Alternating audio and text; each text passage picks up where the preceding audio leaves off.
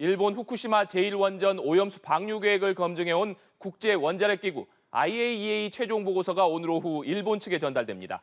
IAEA 사무총장이 오늘 일본을 방문했는데요. 보도국 연결해서 자세한 소식 들어보겠습니다. 한미 기자 전해주시죠. 네, 일본을 찾은 라파엘 그로시 IAEA 사무총장은 조금 전 도쿄 외무성 공관에서 하야시 요시마 외무상과 회담했습니다. 그로시 총장은 이날 발표할 예정인 IAEA의 최종 보고서 내용을 설명한 것으로 보인다고 NHK는 전했습니다. 하야시 외무상은 회담 후 기자회견에서 IAEA의 중립적이고 과학적인 대처에 다시 한번 감사한다고 말했습니다. 그러면서 해양 방류의 안전성에 대해 과학적인 근거에 기반해 국제사회에 투명하고 정중하게 설명해 나갈 것이라고 말했습니다. 그로시 총장은 잠시 뒤인 오후 4시쯤 기시다 후미오 총리를 만나 최종 보고서를 전달할 예정입니다.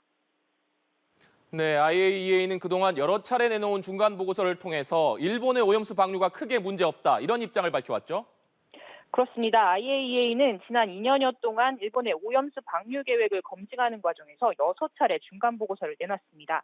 그러면서 방류 감시 체계 등에 문제가 없다며 기준에 따라 적절하게 진행하면 환경에 악영향을 미치지 않는다는 견해를 밝혀왔습니다.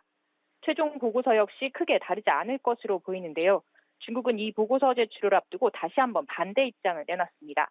우장하오 주일 중국 대사는 특별 기자회견을 열고 IAEA가 어떤 결론을 내느냐에 관계없이 일본은 이미 오염수 해양 방류를 결정했다며 중간에서 어떠한 과학에 대한 존중도 보지 못했다고 주장했습니다. 그러면서 IAEA가 일본의 오염수 해양 방류의 정당성과 합법성을 증명할 수 없고 일본이 져야 할 도의적 책임과 국제법상 의무를 면제할 수 없다고 강조했습니다.